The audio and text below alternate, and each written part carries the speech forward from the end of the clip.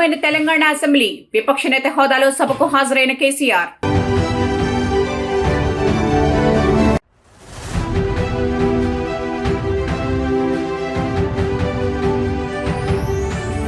CM Chandrababu అధ్యక్షతన ప్రారంభమైన cabinet సమావేశం, పలు కీలక అంశాలపై చర్చ.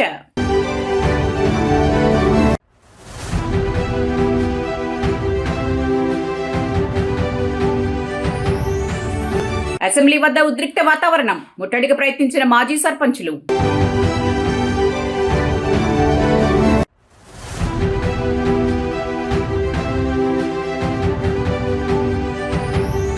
టాటా ఎర్నాకుళం ఎక్స్ప్రెస్ లో అగ్ని ప్రమాదం, B1, M2 AC బోగీలు పూర్తిగా దగ్ధం.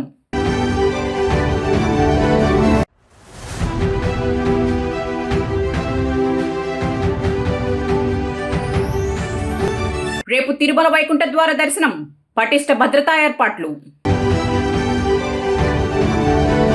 తెలంగాణ శాసనసభ సమావేశాలు సోమవారం ప్రారంభమయ్యాయి. ఒకవైపు ప్రతిపక్ష బీఆర్ఎస్ పూర్తి స్థాయిలో సభకు హాజరు కాగా, మరొక వైపు మాజీ సర్పంచులు అసెంబ్లీ ముట్టడికి ప్రయత్నించడంతో ఉద్రిక్త వాతావరణం నెలకొంది.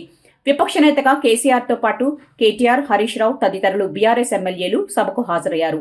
సమావేశాలు ప్రారంభమైన వెంటనే దివంగత రామరెడ్డి దామోదర్ రెడ్డి, మాజీ ఎమ్మెల్యే కొండా లక్ష్మయ్యారెడ్డికి సభ సంతాపం ప్రకటించింది. అనంతరం సభను వాయిదా వేశారు. అయితే సాగునీటి ప్రాజెక్టులు, ప్రజా సమస్యలే ప్రధాన ఎజెండాగా ప్రభుత్వాన్ని నిలదీసేందుకు బీఆర్ఎస్ సిద్ధమైంది.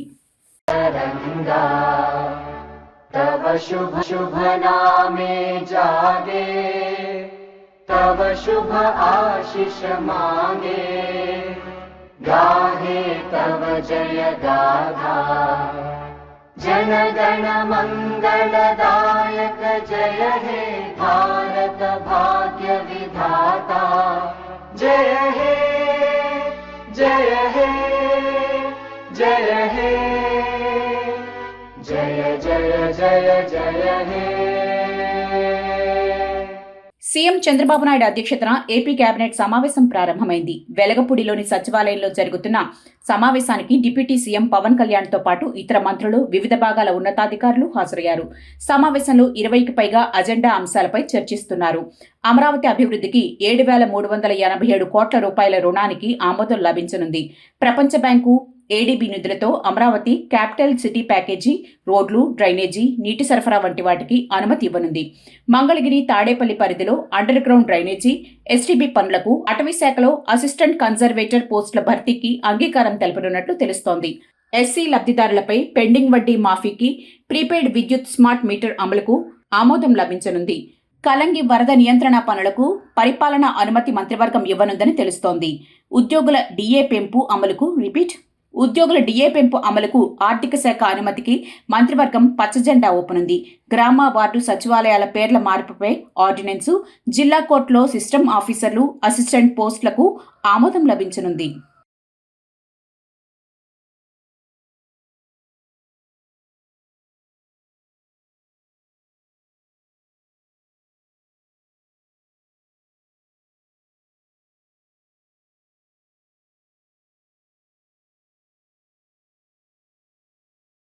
విశాఖపట్నం నుంచి ఎర్నాకుళం వెళ్తున్న టాటా ఎర్నాకుళం ఎక్స్ప్రెస్ గత అర్ధరాత్రి అగ్ని ప్రమాదానికి గురైంది. ఈ దుర్ఘటనలో ఒక వృద్ధుడు సజీవ దహనం కాగా, వందలాది మంది ప్రయాణికులు ప్రాణభయంతో వణికిపోయారు. రైలు విశాఖ జిల్లా దువ్వాడ దాటిన తర్వాత ఎలమంచలి సమీపంలో ఈ ప్రమాదం సంభవించింది. రైలు వేగాన్ని అందుకుంటున్న క్రమంలో నర్సింగ్పల్లి వద్ద B1 AC బోగి బ్రేకులు పట్టేయడంతో ఘర్షణ జరిగి నిప్పురవ్వలు ఎగసిపడ్డాయి. క్షణాల్లో ఆ మంటలు పక్కనే ఉన్న M2 బోగిలోకి కూడా వ్యాపించాయి. వెంటనే అప్రమత్తమైన లోకో పైలట్లు ఎలమంచలి స్టేషన్లో రైలును నిలిపివేసేలోపే ఆ బోగీలు పూర్తిగా దగ్ధమయ్యాయి. మంటలు, దట్టమైన పొగతో బోగిలి నిండా కార్బన్ మోనాక్సైడ్ నిండిపోయింది.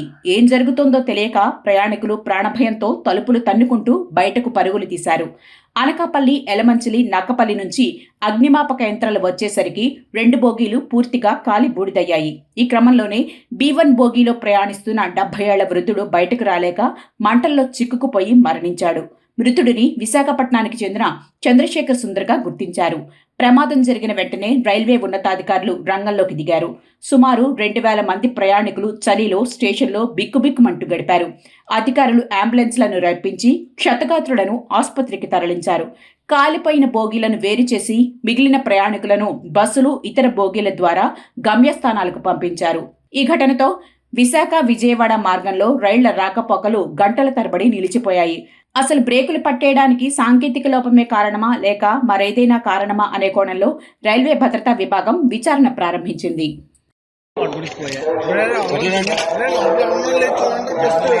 B1 M2 రెండు బోగిలు తగలడిపోతున్నాయి.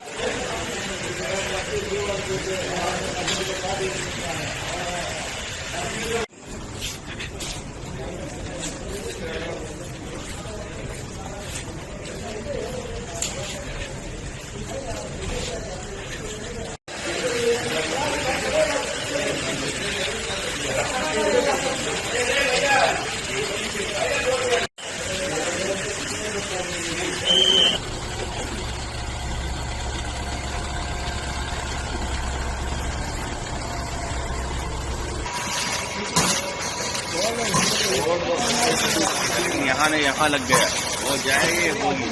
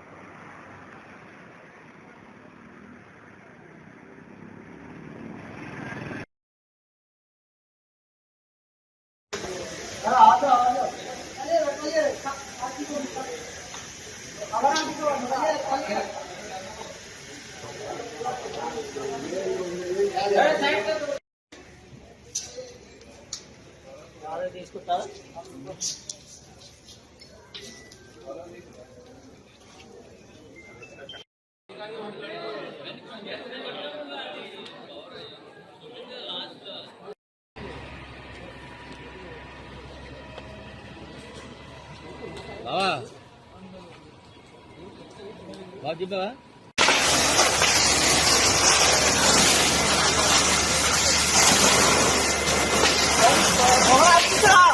ఆఫ్ చేశారు. ఆఫ్ అయింది.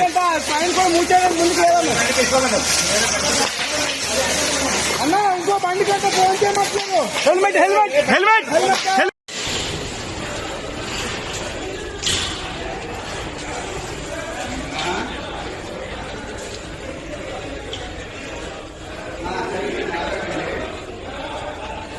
వైకుంఠ ఏకాదశి, ద్వాదశి పర్వదినాలను పురస్కరించుకుని తిరుమలలో భక్తుల భద్రత కోసం అన్ని ఏర్పాట్లు పూర్తి చేసినట్లు తిరుపతి జిల్లా ఎస్పీ సుబ్బారాయుడు తెలిపారు. భారీగా భక్తులు తరలివచ్చే అవకాశాన్ని దృష్టిలో ఉంచుకుని ఎలాంటి అవాంఛనీయ సంఘటనలు చోటు చేసుకోకుండా ముందస్తు చర్యలు చేపట్టినట్లు ఆయన చెప్పారు. రేపు వైకుంఠ ఏకాదశి జనవరి 8, 2026న వైకుంఠ ద్వాదశి పర్వదినాల నేపథ్యంలో మొత్తం 10 రోజుల పాటు అనగా డిసెంబర్ 30వ తేదీ నుంచి జనవరి 8వ తేదీ వరకు వైకుంఠ ద్వార దర్శనం కొనసాగుతుందని ఎస్పీ వెల్లడించారు. ఈ కాలంలో తిరుమల అంతటా పటిష్టమైన పోలీసు బందోబస్తు అమలు చేస్తున్నట్లు చెప్పారు. సుమారు 2000 మంది పోలీసు సిబ్బందితో తిరుమలలో భారీ భద్రతా ఏర్పాట్లు చేసినట్లు తెలిపారు. డిసెంబర్ 30, 31 మరియు జనవరి 1 తేదీల్లో టోకెన్లు పొందిన భక్తులకు మాత్రమే వైకుంఠ ద్వార దర్శనం కల్పిస్తామని మరొకసారి స్పష్టం చేశారు. ఆన్లైన్లో సుమారు 25 లక్షల మంది భక్తులు దర్శన టోకెన్ల కోసం దరఖాస్తు చేసుకోగా ప్రతిరోజు 60,000 టోకెన్ల చొప్పున దర్శనాల కేటాయింపు జరిగిందన్నారు. భక్తుల రద్దీని సమర్థవంతంగా నియంత్రించేందుకు ట్రాఫిక్ మేనేజ్మెంట్, క్యూలైన్ నిర్వహణ, సీసీటీవీ నిఘా వంటి ఏర్పాట్లను ముందుగానే అమలు చేస్తున్నట్లు చెప్పారు. టీటీడీ అధికారులతో సమన్వయం చేసుకుని విధులు నిర్వర్తిస్తున్నామని చెప్పారు. ఈ సందర్భంగా ఆయన భక్తులకు పలు సూచనలు చేస్తూ దర్శన సమయంలో క్రమశిక్షణ పాటిస్తూ శాంతియుతంగా వ్యవహరించాలని, పోలీసు సిబ్బందికి పూర్తి స్థాయిలో సహకరించాలని కోరారు. పిల్లలు, వృద్ధులు విలువైన ఆభరణాల పట్ల ప్రత్యేక జాగ్రత్తలు తీసుకోవాలని సూచించారు.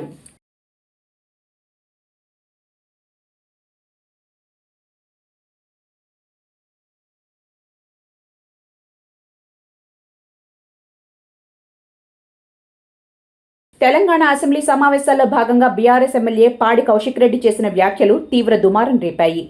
మేడిగడ్డ బ్యారేజ్ పిల్లర్లను బాంబులతో పేల్చినట్లు తన నియోజకవర్గంలో చెక్ డ్యాంలను కూడా బాంబులతో పేల్చివేశారని, ఈ అంశంపై విచారణ జరపాలని అసెంబ్లీలో బీఆర్ఎస్ ఎమ్మెల్యే పాడి కౌశిక్ రెడ్డి కోరారు.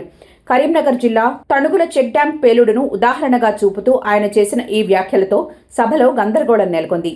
కాంగ్రెస్ నాయకులు వాగ్వివాదానికి దిగగా, ఇక్కడ కూర్చుని చెప్పడం కాదు, ఘటనా స్థలానికి వెళ్దాం పదండి అంటూ కౌశిక్ కౌంటర్ అటాక్ ఇచ్చారు. ఈ మేరకు చెక్ డ్యాంల అంశాన్ని నోట్ చేసుకున్నట్లు మంత్రి సీతక్క సభలో స్పష్టం చేశారు. అధ్యక్ష, మొన్న నా నియోజకవర్గంలో చెక్ డ్యామ్ని రాఘవ కన్స్ట్రక్ట్ చేసింది. కాంట్రాక్టర్ తనుండే దాన్ని బాంబు పెట్టి పేల్చేయడం జరిగింది. ఎట్లయితే మేడిగడ్డను బాంబు పెట్టి పేల్చిండ్రో ఇవాళ తణుగుల చెక్ డ్యామ్ని కూడా బాంబు పెట్టి పేల్చిండ్రు. అది నేను చెప్పింది కాదు అధ్యక్ష, అది నేను చెప్పింది కాదు, ఏఈ గారే సభ్యులు చెప్పిన అంశాన్ని నోట్ చేసుకోవడం జరిగింది. కొత్త ప్రభాకర్ రెడ్డి గారు అధ్యక్ష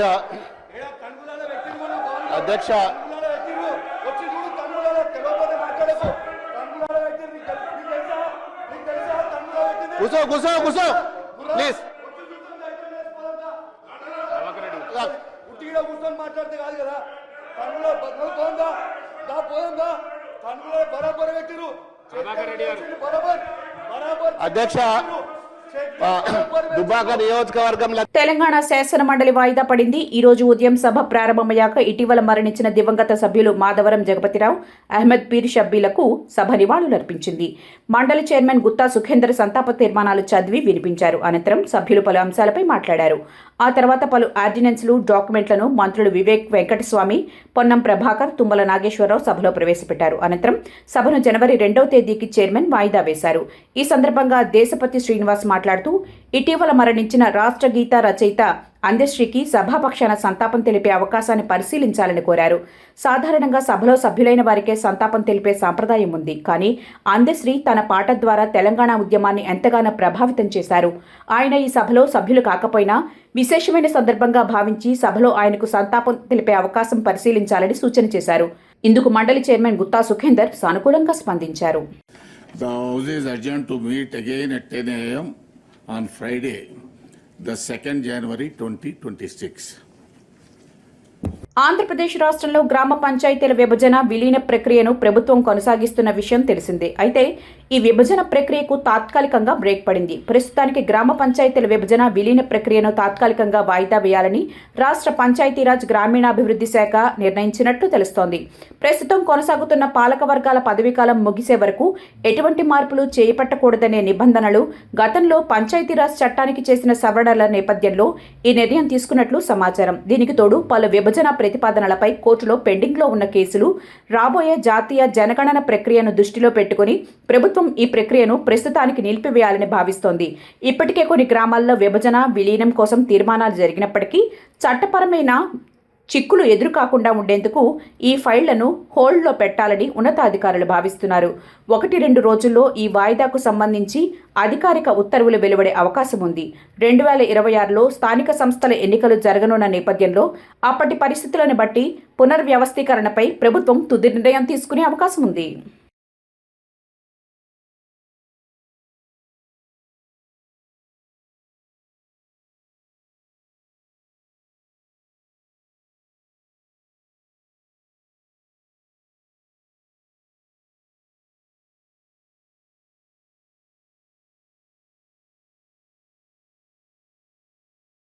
తెలంగాణ అసెంబ్లీలో రామగుండం ఎమ్మెల్యే మక్కన్ సింగ్ రాజ్ ఠాకూర్ చేతి వృత్తిదారుల దయనీయ స్థితిపై గళమెత్తారు. ఇతర రాష్ట్రాల నుండి, ముఖ్యంగా రాజస్థాన్ వంటి ప్రాంతాల నుండి వలసలు పెరగడం వల్ల స్థానిక స్వర్ణకారులు, వడ్రంగులకు ఉపాధి కరువైందని ఆయన ఆవేదన వ్యక్తం చేశారు. వలస కార్మికుల రాకతో స్థానిక కళాకారులకు పనులు దొరకక వారు తీవ్ర ఆర్థిక ఇబ్బందులు ఎదుర్కొంటున్నారని సభ దృష్టికి తీసుకెళ్లారు. అలాగే ఈ వృత్తుల్లో ఉండేవారు అత్యంత సూక్ష్మమైన పనులు చేయడం వల్ల 50 ఏళ్ల వయసుకే కంటి చూపు మందగించి పనులు చేసుకోలేని స్థితికి చేరుకుంటున్నారని ఆయన వివరించారు. ఈ పరిస్థితులను పరిగణనలోకి తీసుకుని ప్రభుత్వం మానవతా దృక్పథంతో ఆలోచించి చేతి వృత్తులు చేసే వారికి 50 ఏళ్లకే పెన్షన్ మంజూరు చేయాలని ఆయన డిమాండ్ చేశారు. తద్వారా వారి కుటుంబాలకు భరోసా కల్పించాలని ప్రభుత్వాన్ని కోరారు. ప్రధానంగా 2 అంశాలు అధ్యక్ష, సమయం ఇవ్వాలి. ముఖ్యంగా మా దగ్గర విశ్వబ్రాహ్మణులు చాలామంది ఉంటారు అధ్యక్ష. విశ్వబ్రాహ్మణుల సమస్య ఇది రాష్ట్ర వ్యాప్తంగా ఉంది సమస్య. వాళ్ళు 50 సంవత్సరాల వరకు సూక్ష్మంగా పనిచేసేటువంటి ఒక వృత్తి. ఈ మధ్యకాలంలో అనేక బంగారు షాపులు, రెడీమేడ్ షాపులు, రాజస్థాన్ నుంచి ఇతర ప్రాంతాల నుంచి ఇక్కడికి వర్కర్స్ రావడం వల్ల విశ్వబ్రాహ్మణులుగా పనిచేసేటువంటి హౌసుల వాళ్ళకి వడ్రంగులు ఇతర వ్యవస్థలో కూడా పని లేకుండా పోతా ఉంది. దానివల్ల అనేక సమస్యలు ఎదుర్కొంటా ఉన్నారు. వాళ్ళ కళ్ళ యొక్క ఐసైట్ తగ్గిపోగానే 50 సంవత్సరాలకే వాళ్ళకి వృత్తి లేక చాలామంది ఆకలి చావులు. వాళ్ళ పిల్లలు ఏదైనా చదువుకొని ఉంటేనేమో వాళ్ళ కుటుంబాలు బాగున్నాయి, తత్తిమ వాళ్ళందరూ కూడా కూలిపోయేటువంటి పరిస్థితి. వారి అంశంలో ప్రత్యేకంగా ఆలోచన చేయాలి. పెన్షన్లు ఆ 50 సంవత్సరాలకి ఇచ్చేటువంటి ఒక అవకాశం కల్పిస్తే బాగుంటుంది ఆలోచన. దాంతోపాటు అధ్యక్ష, పక్క రాష్ట్రాల్లో వారికి కనీసం ఏదంటే పుస్తే మట్టలు చేసేటువంటి ఒక జీవో తీసిరు అధ్యక్ష. అలాంటి కార్యాచరణ మా రాష్ట్ర ప్రభుత్వం కూడా తీసుకొని ఇస్తే ఆ విశ్వబ్రాహ్మణులకు నిజమైనటువంటి ఒక జీవితాన్ని ఇచ్చినట్టు ఉంటుందని చెప్పి నేను కోరుతా ఉన్నా. పెండింగ్ లో ఉన్న బిల్లులను వెంటనే విడుదల చేయాలని డిమాండ్ చేస్తూ మాజీ సర్పంచులు తెలంగాణ అసెంబ్లీ ముందు ఆందోళనకు దిగారు. తమకు సంబంధించిన 531 కోట్ల రూపాయల బకాయిలను ప్రభుత్వం చెల్లించలేదని ఆరోపిస్తూ అసెంబ్లీని ముట్టడికి వారు ప్రయత్నించారు. ఈ క్రమంలోనే కొందరు అసెంబ్లీ వైపు మాజీ సర్పంచులు దూసుకెళ్లే ప్రయత్నం చేయగా పోలీసులు అడ్డుకున్నారు. దీంతో ఉద్రిక్త వాతావరణం చోటు చేసుకుంది. మాజీ సర్పంచులు పోలీసులకు మధ్య తోపులాటలో పలువురు గాయాల పాలైనట్లు తెలుస్తోంది. మాజీ సర్పంచులు పోలీసులకు మధ్య తోపులాటలో పలువురు గాయాల పాలైనట్లు తెలుస్తోంది. ఈ సందర్భంగా నిరసనకు దిగిన ప్రజాప్రతినిధులను పోలీసులు అరెస్ట్ చేసి వివిధ స్టేషన్లకు తరలించినట్లు తెలుస్తోంది. ఆందోళన నేపథ్యంలో పోలీసులు అప్రమత్తమయ్యారు. అసెంబ్లీ పరిసరాల్లో 3 అంచెల భద్రతను ఏర్పాటు చేసి భారీ సంఖ్యలో పోలీసు బలగాలను మోహరించారు. ముట్టడికి పిలుపునిచ్చిన మాజీ సర్పంచ్లను ఇప్పటికే ముందస్తుగా పోలీసులు అరెస్ట్ చేశారు.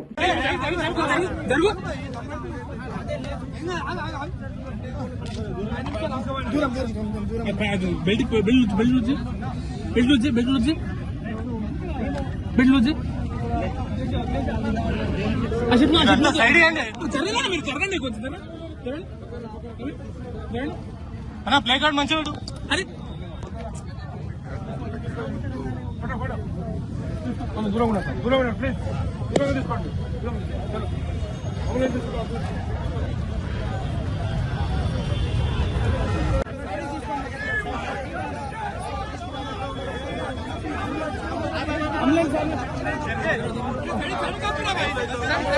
సైడ్ తీసుకో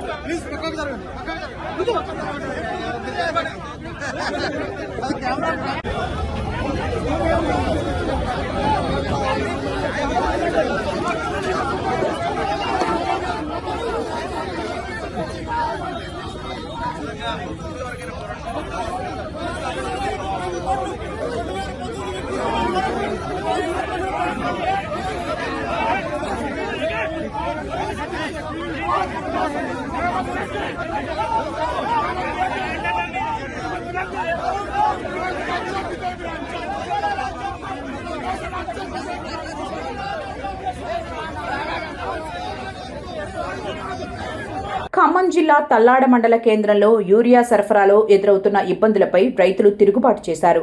యూరియా పంపిణీ కోసం ప్రభుత్వం ప్రవేశపెట్టిన కొత్త ఆన్లైన్ యాప్ పద్ధతి తమకు శాపంగా మారిందని ఆగ్రహం వ్యక్తం చేస్తూ రైతులు పెద్ద ఎత్తున రోడ్డుపైకి వచ్చారు. స్థానిక ప్రాథమిక వ్యవసాయ సహకార సంఘం కేంద్రం వద్ద యూరియా కోసం వందలాది మంది రైతులు తెల్లవారుజాము నుంచే బారులు తీరారు. అయితే యాప్ పద్ధతిలో సాంకేతిక సమస్యలు తలెత్తడం, పంపిణీలో జాప్యం జరగడంతో సహనం కోల్పోయిన రైతులు ప్రధాన రహదారిపై బైఠాయించారు. యాప్ పద్ధతిని తక్షణమే రద్దు చేసి పాత పద్ధతిలోనే నేరుగా యూరియా సరఫరా చేయాలని డిమాండ్ చేశారు. రైతుల ధర్నాతో కిలోమీటర్ల మేర ట్రాఫిక్ నిలిచిపోవడంతో ప్రయాణికులు తీవ్ర ఇబ్బందులు పడ్డారు. సమాచారం అందుకున్న పోలీసులు ఘటనా స్థలానికి చేరుకుని రైతులకు నచ్చచెప్పే ప్రయత్నం చేశారు.